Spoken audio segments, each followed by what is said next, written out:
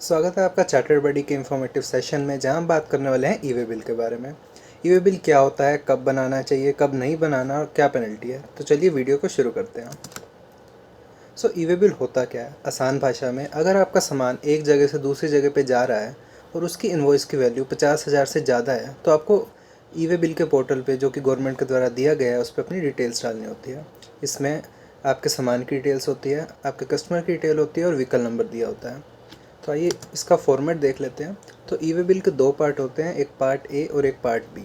Part A में detail होती है, जैसे उसका ई-वे बिल नंबर, जो कि ये पोर्टल जनरेट करता है, आपके टैक्स इनवॉइस की डिटेल या जो भी डॉक्यूमेंट है उसकी डिटेल, आपकी डिटेल, आपके कस्टमर की डिटेल, प्रोडक्ट की डिटेल। और पार्ट बी में आता है आप कौन से व्हीकल से उसको भेज रहे हो, उसका व्हीकल नंबर या ट्रांसपोर्टर की आईडी।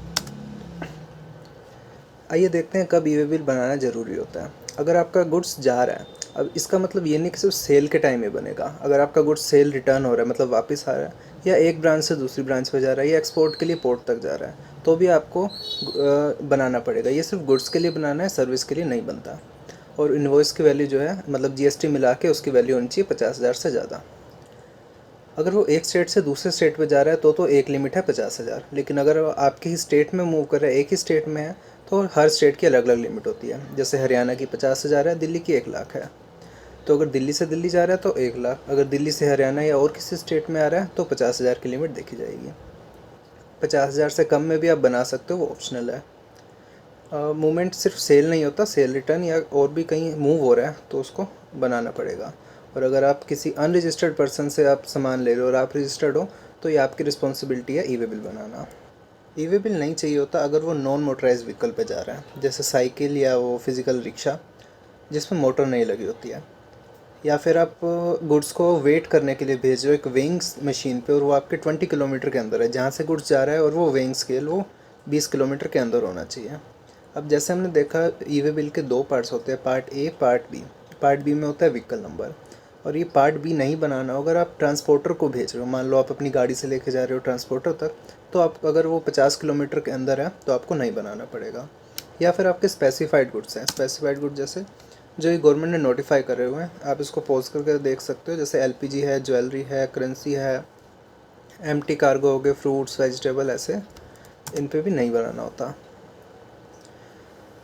ई-वे बिल बनाने की रिस्पॉन्सिबिलिटी आती किस पे है? ई-वे बिल सरकार को चाहिए सिर्फ ई-वे बिल बने। इसको चाहे या तो सप्लायर बना सकता है या बायर बना सकता है। अगर ये दोनों नहीं बनाते तो ट्रांसपोर्टर बना सकता है, पर इनमें से किसी को भी ई-वे बिल बनाना पड़ेगा। मेनली सप्लायर ही बनाता है इसको। अगर आप ई-वे बिल नहीं बनाते तो क्या होता है, आप पे लग सकती है 10,000, या फिर जो भी आपके इन्वॉइस में जो टैक्स लग रहा है, जो भी ज़्यादा है उतने की आपको पेनल्टी लग सकती है। और साथ ही साथ आपके गुड्स को सीज़ भी किया जा सकता है। अगर आप रास्ते में से कोई रोक लेता है, उसे पकड़ा भी जा सकता है। आप ई-वे बिल को कैंसिल कर सकते हो 24 आवर्स के अंदर, या फिर अगर कोई गवर्नमेंट ऑफिसर उसको स्कैन कर लेता है तो उससे पहले। ये एडिट नहीं किया जा सकता। अगर आपसे कोई गलती होगी ई-वे बिल बनाने में, तो आपको इसको पहले कैंसिल करना पड़ेगा, फिर इसको आप नया जनरेट कर सकते हो। ई-वे बिल भी अनलिमिटेड टाइम के लिए वैलिड नहीं रहता। ई-वे बिल की वैलिडिटी डिपेंड करती है उसके डिस्टेंस पे, मतलब जहाँ से आपका सामान निकल रहा है और आपका कस्टमर, उसके बीच में कितना डिस्टेंस है, उस पर ये डिपेंड करता है। अगर वो डिस्टेंस है 200 किलोमीटर तक, तो आपका ई-वे बिल रहेगा एक दिन के लिए वैलिड, और हर 200 किलोमीटर के लिए एक एक दिन के लिए आपको मिलती जाएगी वैलिडिटी। और अगर ये है नॉर्मल शिपमेंट के केस में, अगर ओवर डायमेंशनल कार्गो है तो ये 200 किलोमीटर की लिमिट 20 किलोमीटर हो जाती है। आपको ओवर डायमेंशनल कार्गो आपकी स्क्रीन पे दिख जाएगा। तो अगर वो आप उसमें भेज रहे हो, तो अगर 20 किलोमीटर तक डिस्टेंस है तो एक दिन के लिए वैलिड रहता है, और हर 20 किलोमीटर के लिए आपको एक एक दिन मिलता जाता है। आप ई-वे बिल को एक्सटेंड भी कर सकते हो, पर इसकी कंडीशन है कि आपको एक्सपायर होने से 8 घंटे पहले और एक्सपायर होने के बाद 8 घंटे के बीच में ही आप उसको एक्सटेंड कर सकते हो, और उसके लिए आपको कोई रीज़न देना होगा, वैलिड रीज़न। अगर आपको ई-वे बिल या इनमें से कोई भी सर्विस चाहिए हो, तो आप चार्टर्ड बडी की टीम को कॉन्टैक्ट कर सकते हो। आप दिए गए व्हाट्सएप नंबर पे व्हाट्सएप कर सकते हो, या सीधा वेबसाइट से भी आप कॉन्टैक्ट कर सकते हो। सो आज की वीडियो के लिए इतना है। अगर आपको वीडियो पसंद आई तो वीडियो को लाइक करें, शेयर करें, सब्सक्राइब करें। Thank you.